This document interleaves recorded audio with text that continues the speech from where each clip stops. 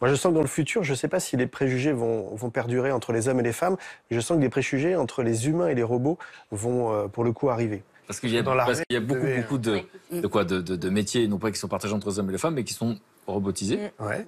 Et que les robots vont prendre une place dans nos vies, d'après ce qu'on nous dit. Et puis il y aura un intermédiaire entre l'homme mélangé à un robot qui sera un homme augmenté. Et là, je pense qu'il y aura aussi un certain nombre de préjugés. Nous décrire l'homme augmenté pour que tout le monde parle de la même chose. L'homme augmenté, dans l'armée, ils commencent à savoir ce que c'est que l'homme augmenté. C'est le soldat augmenté, donc le soldat affublé non seulement d'une armure, mais avec une capacité de courir plus vite, de voir dans le noir, d'essayer de voir dans les angles, notamment. Donc on augmente des capacités à l'être humain. Humaine pour le rendre un peu super-héros. C'est un peu le Iron Man de demain.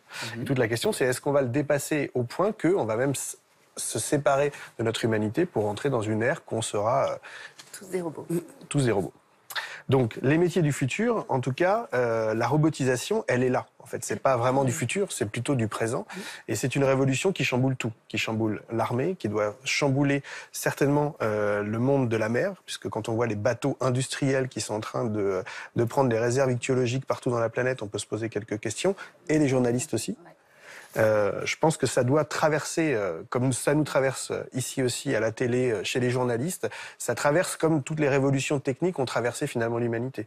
La première des révolutions, c'est la révolution industrielle qui a transformé finalement la force du bras de l'homme et de l'homme contraint, donc de l'esclave, par une machine, donc une machine à vapeur alimentée par du charbon. La seconde, c'était la même chose avec du pétrole et de l'électricité. Et à chaque fois, c'est la même chose. Ceux qui étaient établis dans le monde d'avant n'ont pas vu la révolution et ne sont pas les porteurs de la révolution d'après. En gros, ce n'est pas les marchands de bougies qui ont favorisé le développement de l'électricité. C'est toujours des nouveaux entrants qui ont un regard un peu différent. Et actuellement, il y a des professions qui sont en plein chamboulement. Les taxis, à Paris et partout dans le monde, sont profondément heurtés par les VTC. Les taxis, ça fait 100 ans qu'ils sont taxis. Depuis 1909, depuis le début, c'est un peu toujours le même principe. La taxamètre, qui est devenue taximètre, c'est le prix de la taxe au mètre. Donc le taxi, c'est juste le prix que vous mettez à circuler avec un véhicule qui a le droit en plus de stationner. Et là, les VTC arrivent avec un nouveau système d'information. C'est ça la profonde révolution. C'est-à-dire qu'avec les applications... C'est ça en fait, il y a une désintermédiation, de commander une voiture. Exactement. Et puis il y a une connectivité qui est nouvelle, qui perturbe le monde ancien. Mais ni les VTC ni les taxis n'envisagent la prochaine révolution qui est la voiture autonome. Alors il y a des exemples, on voit des voitures sans chauffeur. Les voitures sans chauffeur autonomes, et elles sont déjà là, puisqu'à Singapour, il y a déjà des taxis autonomes où il n'y a pas de chauffeur. Mais justement, les gens, parce que la machine a permis aux femmes d'accéder à des postes qu'elles n'avaient pas accès, parce que la mécanisation... Avec la force physique. Avec la force physique. Ben là, justement, les robots vont permettre encore plus ça, parce qu'on va être complètement égaux face à la technique. Les robots, il n'y a pas de sexe, pour le coup. C'est exactement ça. On peut le peindre, si on veut, dans une couleur, rose pour les garçons et bleu pour les filles. Puisqu'on aura Quel provocateur. évolué. Donc les voitures, parce que les voitures, effectivement, sans chauffeur, c'est imminent. C'est déjà là. À Singapour, il y a déjà des taxis qui n'ont plus de chauffeur. Donc ça perturbe. Et ça perturbe 50% de tous les métiers qu'on sait faire aujourd'hui vont être peu ou prou transformés par la robotisation. 50% des métiers qu'on connaît vont être transformés par la robotisation. Remplacés par des robots. Alors d'abord, c'est les métiers à répétition qui sont, c'est l'industrie, le bâtiment, l'agriculture, qui vont être remplacés. En tout cas, ça va pas être du jour au lendemain. Mais... Et puis il y a aussi l'administration. Dans l'armée, il va y avoir des postes qui vont être faits certainement par des robots, par la police, et aussi des métiers un peu plus étonnants, comme les assureurs, comme les traders, comme les journalistes. Comment les robots peuvent remplacer les assureurs? Mais en fait, la finance est tellement maintenant à la nanoseconde, à la vitesse, qu'il y a des transactions, il y a 12 000 transactions à la seconde qui est en train de se faire actuellement dans les bourses du monde, que aucun humain n'est assez rapide pour analyser ce qui se passe. Donc il y a des robots à l'intérieur de cette vitesse qui prennent des informations et qui en font déjà des articles qui donnent aux journalistes économiques bien plus rapides que l'être humain. Donc on est dans cette réalité-là du monde. Ouais, mais tu disais les journalistes, C'est de la provoque. En tout cas, les journalistes. Ils font pas du journalisme, ils font de la compilation d'informations. Rien ne change le regard humain et la sensibilité. Ton robot, il va pas dire, moi je suis là, il se passe ça, regardez. Non, et ce qu'il va pas savoir faire, c'est la synthèse et nous ouvrir l'esprit sur les choses. Voilà. La synthèse et le d'accord. Là, tu nous as bien plombé. Là, on était là, comme ça. On reprend le dessus, tu sens, là, parce qu'en fait, effectivement, on est capable d'empathie, nous. Exactement. Et c'est ça d'ailleurs qui va faire la différence entre l'humain et le robot. Ben voilà. Tous les métiers d'empathie vont être difficilement remplaçables. Les infirmières, par exemple, les pédagogues, quand on va essayer d'apprendre à un humain à devenir humain, ça c'est difficilement remplaçable. Artistes aussi, ça va être. Bah oui. Et moi j'y vois une bonne nouvelle. Ce qui va être remplaçable finalement, c'est les boulots de machine. Les boulots pénibles. Les boulots pénibles. Et ça, c'est peut-être un truc d'émancipation aussi de l'humanité, un peu comme on en rêvait au 19e siècle. Et donc, en ce moment, il y a des métiers intéressants, je trouve. Donc, pilote de drone, je pense que dans l'armée, autant que dans les journalistes, ça va être un métier qui est venu. Ah bah là, c'est tout D'avenir. nouveau, ça. C'est tout nouveau et on peut difficilement faire sans. Donc les drones, on rappelle que ce sont ces espèces d'objets volants miniaturisés. Stables. Où il y a des caméras. Exactement, des caméras. Donc, ça sert pour faire des plans incroyables pour le journaliste et faire des missions. Mais là, on a la tout cas. première guerre avec les drones. Oui. Ouais. Mossoul, ça se fait avec les... Exactement. Autre métier, imprimeur 3D. Donc ça, on n'en parlait pas il y a 5 ans. On imprime des petites choses, on commence à imprimer des bâtiments, voire des voitures en 6 mois. Donc ça prend On a énormément parlé de place. ici d'imprimer des D'imprimer prothèses des pour des prothèses. personnes qui avaient perdu une main. un pied. Exactement.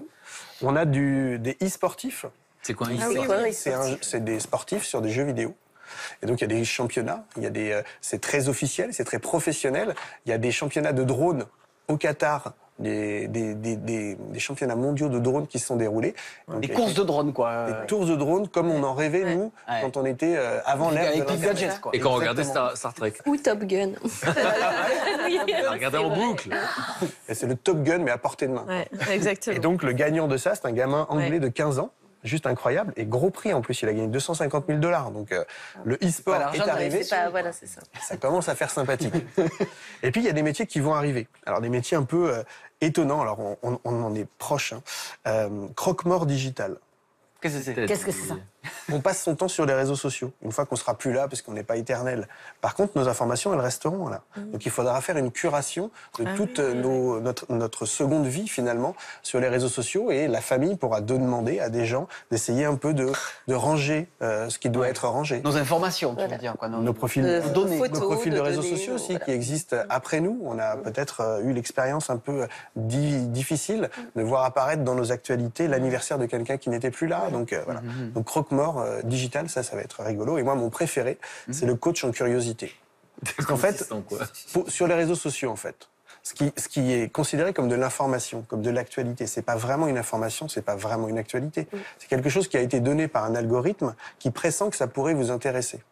Mais à force de faire ça, on ne voit dans nos actualités que ce qu'on sent être une forme de réalité, que ce qu'on aime, que ce qu'on pense être vrai. Par exemple, je suis sûr que dans le réseau social d'actualité de Céline, il n'y a que des trucs de végétal, d'harmonie, de couleurs, d'écologie, de trucs super sympathiques. La noirceur du monde, elle ne doit pas beaucoup en voir dans son fil d'actualité parce qu'il n'y est pas confronté. Donc l'algorithme, en fait, nous enferme dans des bulles de certitude. Parce que ce qui est important, effectivement, c'est ce qu'on appelle les cookies. C'est un joli nom pour vous dire, on va vous fliquer à partir de maintenant. Oui, c'est Donc ça. il suffit de regarder une annonce pour un voyage ou pour une maison, et d'un seul coup, hop, ça vous poursuit. Et donc du coup, on a tous des informations, tous, mais c'est pas les mêmes. On est chacun enfermé dans notre petit monde. Dans une bulle, exactement. Donc un conseil, toujours avoir un ami qui pense différent dans ses réseaux sociaux, ne serait-ce que pour s'ouvrir à d'autres réalités. Et les coachs en curiosité, alors? Et les coachs en curiosité vous forceront finalement à aller voir autre chose que vos certitudes qui avaient été alimentées par l'algorithme. Donc ça n'existe pas, c'est ton souhait. Je pense que ça va incessamment sous peu exister. Vraiment. Non, Surtout super. avec ce qui se passe aux États-Unis. Parce que là, on est vraiment dans des bulles qui ne se rencontrent plus. Bah, avec Trump qui effectivement conteste toutes les informations qui sont données et donne lui-même des informations qui ne donnent pas d'arguments, il ne vérifie pas. Non, mais oui, non, C'est c'est pas une bulle. utile. Donc c'est une succession de vérités, de semi-vérités ou de contre-vérités, comme ça, non vérifiées, et tout est sur le même plan. En Ouais, fait. mais c'est alimenté, et peut-être qu'à juste titre, il pense que c'est vrai, puisque Fox News lui donne ces mêmes infos, que ses supporters lui ramènent ces mêmes infos. Conforte. Et d'ailleurs, il dit de New York Times que c'est eux les fake news. Donc les informations qui ne sont pas fraîches, ce sont les autres. Donc on va avoir une impérieuse nécessité à croiser les bulles un petit peu pour s'ouvrir à l'autre, pour retrouver un petit peu d'empathie et de construction de désaccords pour faire avancer le débat. Et toi, ça te rend optimiste ou pessimiste? Moi, je suis réaliste sur le monde et je trouve que c'est un outil pour le transformer. En fait. Donc je suis ni l'un ni l'autre, je joue de ce système pour en faire quelque chose. Et moi j'y vois un bon truc, c'est que le seul truc qui peut pas être disrupté actuellement par les robots, c'est toutes les choses de contact humain. C'est l'empathie. Et t'en profites pour toucher Scarlett. Et, Oui. ouais. Et ça, c'est Et pas c'est ça, très agréable. c'est le fait de rencontrer l'autre dans son humanité. Donc, à côté de la transhumanie, qui est cette augmentation de l'homme, peut-être pour le dépasser, il y a de la place, à mon avis, pour de la transhumanie, pour revenir à ce qui nous fait être humains, les uns avec les autres, pour vivre ensemble. Et ça, pour le coup, c'est une bonne nouvelle.